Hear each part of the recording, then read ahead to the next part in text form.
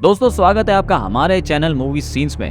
हम सब लोगों ने बचपन में पजल वाली वीडियो गेम खेली है, लेकिन आज की मूवी विवेरियम देखकर आपके दिमाग का घोंसला हो जाएगा। बिल्कुल सही सुना आपने। ये एक ऐसी मूवी है जिसमें दो कपल एक लूप जैसी जगह में खो जाते हैं। इस मूवी की शुरुआत में हम जेमा नाम की लड़की को देखते हैं जो एक स्कूल में पढ़ाती है। ये और इसका बॉयफ्रेंड टॉम एक घर परचेज करने की तलाश में है। ये लोग एक अजीब से प्रॉपर्टी डीलर मार्टिन से मिलते हैं जो उन्हें कन्विंस करता है कि उनकी नई डेवलपमेंट को देखने के लिए चले। दोनों उसे अपनी कार में फॉलो करते हुए जाते हैं। ये एक बहुत खूबसूरत जगह है जहाँ पर सभी घर एक ही जैसे दिखते हैं। मार्टिन इन्हें हाउस नंबर 9 दिखाता है जो कि अंदर से काफी सुंदर, कंफर्टेबल और बिल्कुल वैसा ही था जैसा ये लोग चाहते थे। मार्टिन उन्हें शराब की बोतल और स्ट्रॉबेरी ऑफर करता है, लेकिन वो दोनों मना कर देते हैं। मार्टिन जेमा से पूछता है कि क्या उनका कोई बच्चा है। जेमा कहती है कि नहीं, अभी नहीं। No, not yet. ये लोग गार्डन पहुंचकर मार्टिन को आवाज लगाते हैं। मार्टिन का जब कोई जवाब नहीं मिलता तो ये उसे ढूंढने आते हैं। जब इन्हें पता चलता है कि मार्टिन अपनी कार में वहां से जा चुका है, इन्हें कुछ अजीब लगता है। ये भी अपनी कार स्टार्ट करके वहां से निकलने लगते हैं, लेकिन ये बार बार उसी घर के बाहर पहुंच जाते हैं। इस पूरे शहर में इन दोनों के अलावा कोई भी नहीं था। ये लोग जैसे गोल गोल घूम रहे थे। सुबह से शाम हो जाती है और कार का पेट्रोल भी खत्म हो चुका था। जब ये लोग अंदर सोने का डिसाइड करते हैं, वो लोग वाइन और स्ट्रॉबेरी खाने लगते हैं जिसमें कोई स्वाद ही नहीं था। सोते समय ये कहते हैं कि मैंने कभी इस तरह की शांति को महसूस नहीं किया। अगली सुबह जब टॉम घर की छत पर चढ़ता है तो देखता है कि सभी घर एक ही तरह के हैं, बिल्कुल आइडेंटिकल। टॉम देखकर शॉक हो जाता है। फिर वो दोनों डिसाइड करते हैं कि हम इस बार रोड ना यूज करते हुए एक सीधी लाइन में चलते रहेंगे। बीच में जो भी चीजें आएंगी हम उनके ऊपर से निकलेंगे, लेकिन बिल्कुल सीधे, इस तरह से कि हम गोल गोल घूमते ना रह जाएं। आज भी सुबह से शाम हो जाती है। जब ये लोग थक कर एक घर के पास पहुंचते हैं जहां लाइट जल रही थी, ये लोग काफी खुश होकर अंदर जाते हैं तो इन्हें पता चलता है कि वो असल में उसी घर में वापस आ चुके हैं। इनके दिमाग का घोंसला हो गया था कि ये कैसी जगह है जहाँ लोग हैं ही नहीं, जो कभी खत्म नहीं होती और हमें वहीं ले आती है। ये लोग देखते हैं कि बाहर एक बॉक्स रखा हुआ था जिसके अंदर खाने पीने और डेली यूज का सामान था। जेमा जोर जोर से आवाज लगाती है कि जिसने ये रखा हुआ है वो सुन ले, लेकिन दूसरी तरफ टॉम उस बॉक्स का टुकड़ा फाड़कर पूरे घर में आग लगा देता है। वो सोचता है कि कोई इस आग का धुआं देखेगा तो उन्हें बचाने के लिए आ जाएगा। वो दोनों वहीं पर सो जाते हैं। सुबह वो उठते हैं तो उन्हें वहां पर एक बॉक्स रखा हुआ दिखाई देता है जिसके अंदर एक बच्चा था। डब्बे पर लिखा था कि इस बच्चे को पाल पोस कर बड़ा कर दो तो तुम्हें रिलीज कर दिया जाएगा। बच्चा देखकर उन्हें हैरानी नहीं होती, लेकिन हैरानी उन्हें तब होती है जब वो देखते हैं कि जो घर उन्होंने जलाया था वो वैसा का वैसा बिल्कुल नया जैसा खड़ा है। इस जगह से निकलने का कोई रास्ता नहीं था। उन्हें यहाँ से बाहर निकलने के लिए इस बच्चे को पालना ही पड़ेगा। काफी दिन बीत जाते हैं जब ये बच्चा बड़ा हो चुका था। ये लोग परेशान हो चुके थे क्योंकि ये इनकी मिमिक्री करता रहता था। I'm to blame? How is this my fault, Tom? और सिर्फ 98 डेज में इतना बड़ा हो गया था।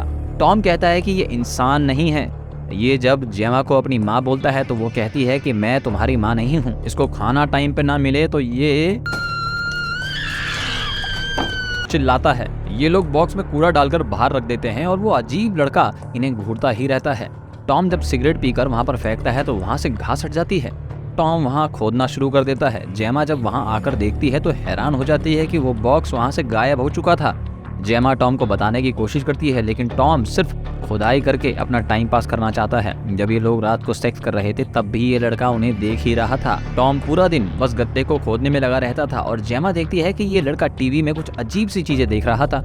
रात में इन्हें पता चलता है कि उनके कार की बैटरी चल रही है तो वो लोग उसमें सॉन्ग बजाकर वहाँ डांस करते हैं। वो लड़का उन्हें देखकर उन्हें ज्वाइन करता है, टॉम को गिरा देता है तो टॉम भी उसे धक्का मार देता है। ये लोग इस रूटीन से काफी परेशान हो चुके थे। एक दिन तो टॉम को उस जगह के नीचे कुछ आवाज आती है तो टॉम उस जगह को और जोर जोर से खोदने लगता है। इस लड़के ने इन लोगों को इतना परेशान कर दिया था कि एक दिन तो टॉम इसे कार में बंद करके मरने के लिए छोड़ देता है, लेकिन जेमा उसे कार से वापस बाहर निकाल देती है। टॉम अब अकेले रहने लगा था और जेमा कुछ टाइम बच्चे के साथ स्पेंड करती है, जहाँ जेमा कहती है कि इस जगह पर कितने अजीब से बादल हैं जो कि बिल्कुल एक ही तरह के दिखते हैं और कुत्ते की तरह भौंकने लग जाती है। एक दिन जेमा को ये बच्चा नहीं मिलता तो ये इसे ढूंढने जाती है। जब वो वापस आता है तो उसके हाथ में एक बुक होती है। उस बुक में अजीब सी लैंग्वेज थी और कुछ ऐसे पिक्चर्स थे जो उनकी टीवी में चलते हैं। जेमा लड़के के पास जाती है और उससे पूछती है कि वो हमारे अलावा आज किससे मिला तो वो लड़का कहता है कि मुझे ये बताना अलाउड नहीं है। जेमा उसके साथ एक गेम खेलती है जिसमें वो उसे टॉम और जेमा की मिमिक्री करने के लिए कहती है। वो लड़का करता है। आखिर में जब जेमा कहती है कि तुम जिससे आज मिले हो उसकी मिमिक्री करके दिखाओ, तो वो लड़का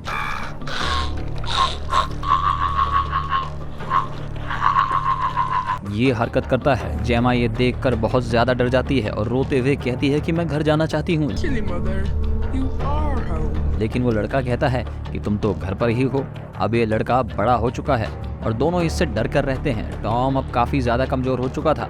जब ये लड़का कहीं बाहर जा रहा होता है तो जेमा उसका पीछा करती है, ये देखने के लिए कि ये किससे मिलता है और कहाँ जाता है। लेकिन वो इस पजल जैसी दुनिया में खो जाती है, उसे ढूंढ नहीं पाती।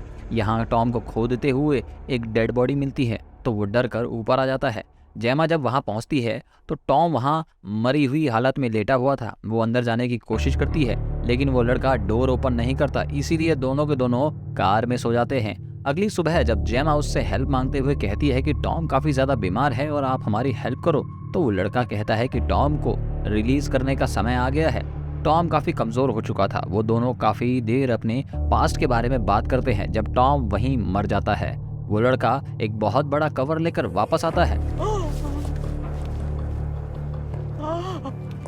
जिसे देखकर जेमा जोर जोर से रोने लगती है और वो लड़का उसे कवर में डालकर उसी गड्ढे में फेंक देता है जिसे टॉम इतने दिनों से खोद रहा था। अगली सुबह जब वो लड़का घर से बाहर आता है तो जेमा उसे एक कुल्हाड़ी से मारने की कोशिश करती है लेकिन वो बच जाता है। और फिर जो होता है भाई साहब, ये लड़का फुटपाथ उठाकर उसके नीचे चला जाता है। जेमा भी उसका पीछा करते हुए एक अजीब सी जगह पर पहुंचती है जहां वो छोटा लड़का भी था, जहां एक रोती हुई औरत भी बैठी थी। वो जमीन के नीचे धंस जाती है और दूसरी जगह जाती है जहां कोई सेक्स कर रहा था। दोबारा धंस के वो ऐसी जगह पहुंचती है जहां पर एक आदमी मर रखा था। आप ये कह सकते हैं कि इस घर में जो जो लोग कभी रहे थे ये लोग वही थे। वो दोबारा असल दुनिया में पहुंच जाती है, कमजोर, बिल्कुल कमजोर, रोते चिल्लाते हुए। अब हम देखते हैं कि जेमा अपनी आखिरी सांसें ले रही थी जब ये लड़का उसे कवर में बंद कर देता है और उसे भी उस गड्ढे में फेंक कर उसे भर देता है और वो वहाँ से ड्राइव करता हुआ उस माया जाल जैसी दुनिया से बाहर निकल जाता है। वो मार्टिन के पास पहुँचता है जो कि मरने ही वाला था। वो उसका बैज अपनी शर्ट में लगा देता है। वो उसे एक कवर में बंद कर देता है और उसे पता नहीं कैसे लेकिन फोल्ड करके एक ड्रॉर में भी डाल देता है। फिर वो उस चेयर पर बैठ जाता है और कुछ न्यू कस्टमर्स जानते हैं और इसके बाद तो आप जानते हैं कि क्या क्या होने वाला है। इसी के साथ ये मूवी यहीं पर खत्म हो जाती है। आप हमें कमेंट करके बताएंगे कि आप इस मूवी के बारे में क्या सोचते हैं। हमारे चैनल को सब्सक्राइब और वीडियो को लाइक किए बिना आप नहीं जाएंगे। देखने के लिए बहुत बहुत शुक्रिया। Thank you so much.